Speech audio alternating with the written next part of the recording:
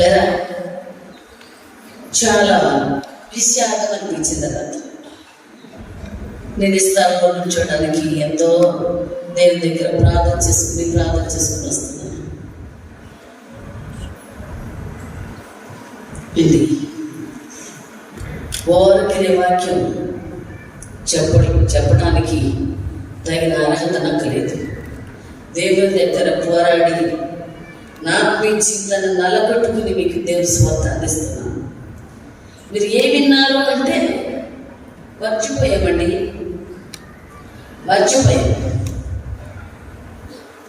అనేసరికి చాలా కోపం చేసినాను. ఏంటి మా ఇంటిని ఎప్పుడు బెల్ట్ తగిలించి ఉంది, బెల్ట్ తీసుకొని కొడతాను వెళ్ళాలని చెప్పాను. ఏం చెప్పాను? బెల్ట్ తీసుకురండి, వీళ్ళు ఎరగొట్టేస్తాను అని చెప్పాను. ఇంట్లోకి వెళ్ళాము, అక్కడ దాంట్లో బెల్ట్ ఏంటి దాంతో బతికిపోయారు 60-70 మంది. లేదా చూడండి, దేవుని సన్నిధి కాలం సేవన చేయడానికి కాదు,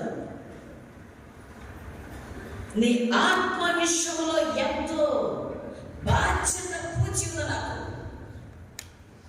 దేవుడు నాతో చెప్పాడు, నువ్వు సిద్ధపడు, నీతో ఉన్న వాళ్ళని సిద్ధపరచమని చెప్పాడు.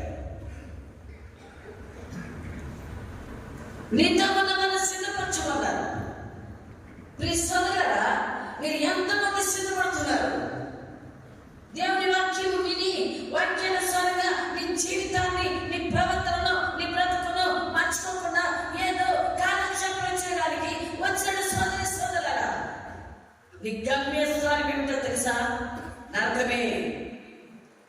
నేను వాక్యాన్ని మర్చిపోతున్నాను అది సోదరులారా, నేను నరకంలో యాత్ర పడతానని మీకు తెలియజేస్తున్నాను. యేసుక్రీస్తు ప్రభుని సిలువేయడానికి తీసుకొని వచ్చారు. ఆయన సిలువేయాలని ఆశిస్తూ ఉన్నారు, కేకలు వేస్తూ ఉన్నారు. పిలాతు తీర్పు తీర్చడానికి సిద్ధంగా ఉన్నాడు. భార్య ఒక లేఖ రాసింది, ఆ నీతిమంతుల జోలికి మీరు పోవద్దు. చూసారా ఏం చెప్పింది? ఆ నీతిమంతుల జోలికి నీవు పోవద్దు. లేదా నీ ఆత్మీయ జీవితానికి మెలకువలను కలిగి ఉండాలని దేవుని యొక్క సువార్త ఎందుకు వస్తుంది? ఏం చేస్తున్నావు? నిర్లక్ష్యంగాను, సోమరిపోతుగాను, సాకు చెప్పే వ్యక్తిగాను కనబడుతున్నటువంటి ప్రియమైనటువంటి వాళ్ళారా, మీకు హెచ్చరిక చేస్తున్నాను, దానిలో నాకు పాత్ర లేదు. నీ ఆత్మ విషయమై దేవుడు నన్ను ఎక్కడైతే నా బాధ్యత ప్రకారం నేను మీకు వాక్యమును అందించే వ్యక్తిగా ఉన్నాను. నీ హృదయాన్ని సరిచేసుకోకపోతే నువ్వు నరకానికి పోతావో ఎక్కడికి పోతావో నాకు పాలు పంపలేవు. నా చేతులు కడుగుతున్నానని చెప్పి రాత్రి చాలా దిగులైపోయింది నాకు. లేదా ఎలాంటి వ్యక్తివి నువ్వు? ఎందుకు వచ్చారండి? ఎందుకు వచ్చారు? వేడికైనా కోడికలు జరగట్లేదు, వేడికతో మేము పెట్టడానికి ఇష్టపడలేదు. ఈ కోడికల కోసం ఉపవాసములతో ఈ కోడిక జరుగుతుంది. అయితే వింటున్న మీరు ఎలా ఉన్నారు? వాక్యం ఎంతమంది విన్నారు? ఎంతమంది హృదయంలో దాన్ని భద్రపరుచుకున్నారు?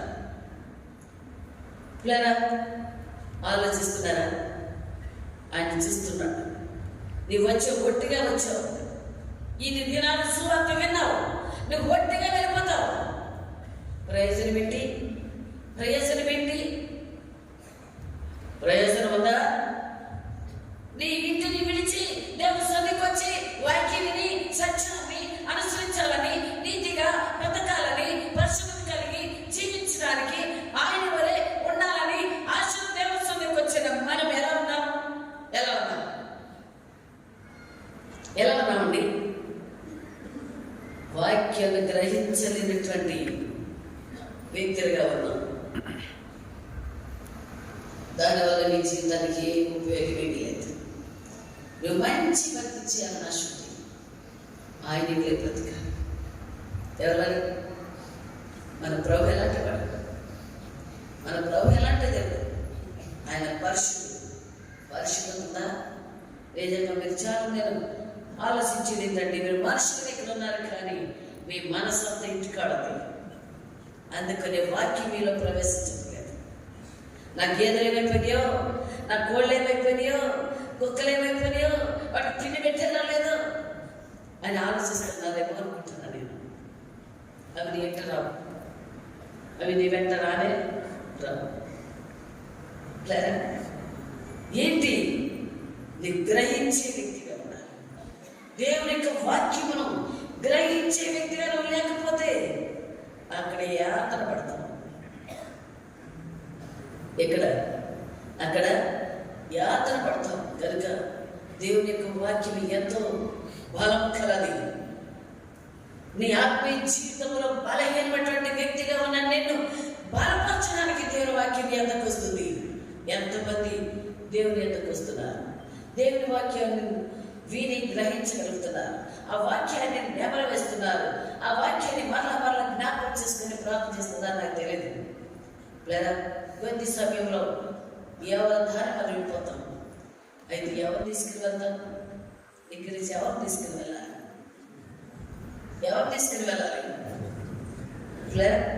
గమనించండి, నువ్వు ఎవరు తీసుకుని వెళ్తావు?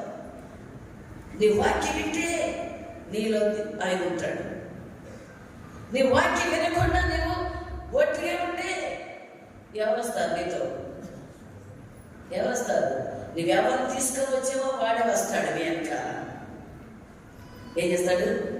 వాడే నీ వెంటబడతాడు. నీకు నెమ్మది లేకుండా, మనశ్శాంతి లేకుండా, సంతోషం లేకుండా, ఆనందం లేకుండా చేసేది ఆ దెయ్యమడే, దుష్టుడే. కనుక ఎవరు తీసుకుని వెళ్ళాలి? గమనిస్తే భయంతో నీకున్నప్పుడు వాక్యం గ్రహించేవారు. భయం లేదు. భయం లేని భక్తి చేస్తే నువ్వు దేవుని యొక్క కృపను సంపాదించుకోలేవు. కనుక ప్రతి వ్యక్తి బహు జాగ్రత్తగా దేవుని సన్నిధిలో వాక్యం వినాలని మీకు తెలియజేస్తూ ఉన్నాను. దేవుని యొక్క వాక్యములో ఎంతో శక్తి ఉంది. ఆ వాక్యం యొక్క రుచి తెలిస్తే నువ్వు నిర్లక్ష్యంగా ఉండలేవు. ఆ రుచి తెలీదు, పేరుకు మాత్రమే మంచి విశ్వాసం అండి, పేరుకు మాత్రమే నేను సేవ చేస్తున్నానండి, పేరుకు మాత్రమే నేను సేవకురాలండి, పేరుకు మాత్రమే నీ పరిచర్యలో ఉన్నానండి అంటున్నారేమో నాకు తెలియదు. కనబడే వ్యక్తిగా ఉంటే ఉపయోగం లేదు. మనుషులకు కనపరుచుకునే వ్యక్తిగా ఉన్నాయేమో నేను ఎరగను. దేవుడు నీ అంతరంగ స్వభావాన్ని ఎదిగి మనతో మాట్లాడుతున్నాడు. కనుక ఈ దినమున నువ్వు ఎలాంటి ఆత్మస్థితిలో ఉన్నావో నాకు తెలియదు. ఆయన నిన్ను చూస్తున్నాడని భయంతో నీ హృదయాన్ని ఒక్కసారి పరిశీలన చేసుకోగలిగితే దేవుని యొక్క ఆత్మచర్య నీ మీద క్రియ జరుగుతుంది. కనుక మన పరిశుద్ధ గ్రంథం చిన్న వాక్యం చూసుకుందాం. కీర్తన గ్రంథం 125వ అధ్యాయము మొదటి వచనం చూసుకుందాం. యెహోవా యందు నమ్మకం ఉంచువారు కదలక నిత్యము నిలిచి సీయోను కొండవలె ఉన్నది.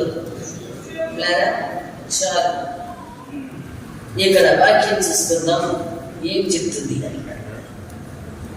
యెహోవా యందు ఉంచాలంట నమ్మిక ఉంచువారు కదలక నిత్యము నిలిచి సీయోను కొండవలె ఉంటాడట. చూసారా ఎలా ఉంటాడు? కదిలే పని లేదట దానికి. కదలక నిత్యము నిలచు సీయోను కొండవలె ఉంటాడంట. ఎంతమంది ఉన్నారు?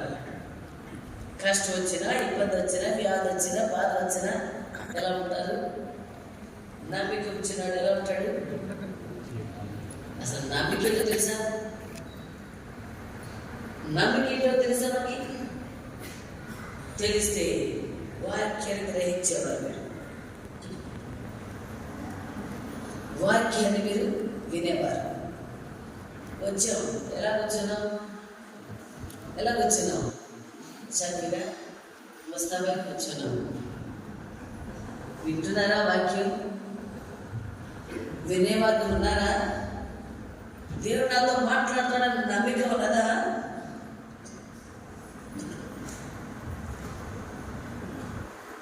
నమ్మిక లేనప్పుడు దేవుని యొక్క శక్తి నీలో పనిచేయదు.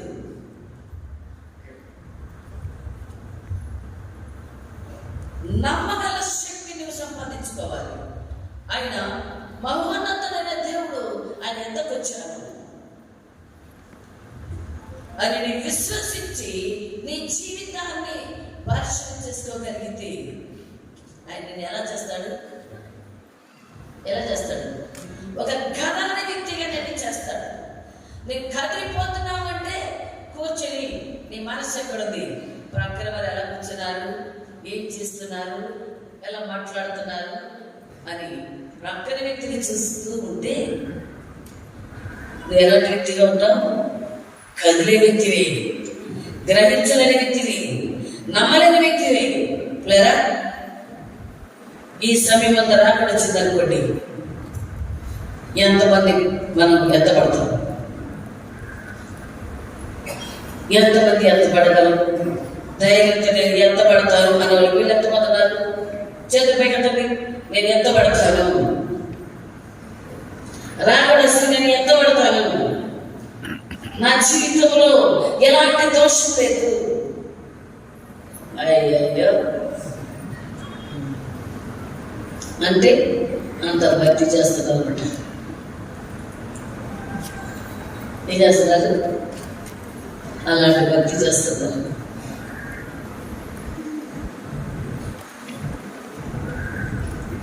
జాగ్రత్తగా ఉంటారు. ఒక నిశ్చత కావాలి, ఒక నిశ్చత కావాలి. ఆయన వస్తే నేను ఎత్తబడతాను. ధైర్యం ఉండాలి. నువ్వు చేసే భక్తికి నీకు ధైర్యం ఉండాలి. నీ ప్రవర్తన విషయంలో ధైర్యం ఉండాలి. నీ మాటల విషయంలో ధైర్యం ఉండాలి. ధైర్యం లేదు అంటే నీ క్రియలు సరిగా లేవన్నమాట. నీవేం చేస్తున్నావు? లోకాన్ని చూస్తున్నావు, కదిలే వ్యక్తిగా ఉన్నావు. దేవుని యొద్దకు వస్తున్నాను అని చెప్పుకునే వ్యక్తిగా ఉన్నావు. కానీ నీవు నీ ఆత్మీయ జీవితంలో శ్రేష్టమైనటువంటి కృపను చూడలేని, నమ్మలేని వ్యక్తిగా ఉన్నావు అన్నమాట. ప్రయోజనం లేని భక్తి చేయటం వల్ల ఉపయోగం లేదు. నీ భక్తి నిన్ను ఏం చేయాలి? రక్షించాలి. నీ భక్తి నిన్ను రక్షించాలి. నువ్వు నమ్మాలని, నమ్మకపోతే, నువ్వు నమ్మలేని వ్యక్తిగా ఉంటే నీ ఆత్మీయ జీవితంలో ఎంతో నష్టపోతావు.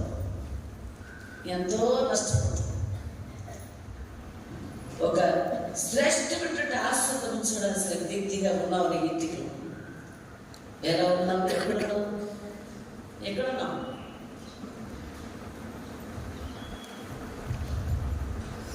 ఇక్కడికి ఎంతో ప్రయాసపడుతున్నారు, పరిచయం చేస్తున్నారు ఎంతో మంది సేవకులు.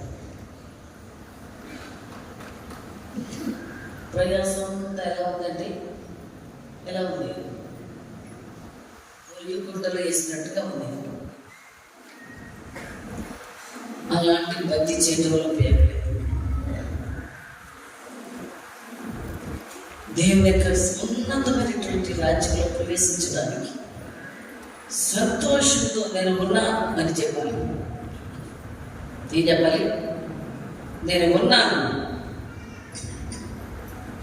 చూసారా? అలాంటి ధైర్యం కలిగిన భక్తి చేయాలి. ఏది ఆ భక్తి? ఏది అలాంటి నమ్మిక? లేదా మీ ఆత్మీయ జీవితాన్ని ఒక్కసారి పరిశీలన చేసుకోండి. ఏదో వేడికగా ఈ స్థలం కలవద్దు. ఒక గురి పెట్టుకోవాలి. నీ దేవుని రాజ్యం చేరగలనా? దేవుని రాజ్యంలో నేను ప్రవేశించగలనా? దేవుని రాజ్యంలో ఒక ఉన్నతమైన స్థానాన్ని నేను సిద్ధపరచుకోగలను. ఏం చేయాలి? ఒక ఉన్నతమైన స్థానం కావాలి. ఆ ఉన్నతమైన స్థానం లేకపోతే మనం ఎంతో నరకములు యాత్ర పడతాం. లోకంలో ఉన్న మనము లోక వాక్యాన్ని బట్టి పోవటం కాదు. లోకంలో ఉన్నది నేను అడ్డుకొని లేదు. యేసుక్రీస్తు ప్రభు లోకానికి వచ్చి లోకాన్ని అడ్డుకొని లేదు. లోకంలోనే బ్రతికాడు, లోకంలోనే అనేక అద్భుతాలు చేశాడు. మనలాగానే ఒక మానవుడిగా అనేకులతో తిరిగాడు.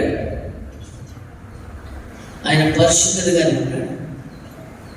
మనం సామెత చెప్తారు, అలా స్నేహం చేస్తే వీరు వారైపోతారు.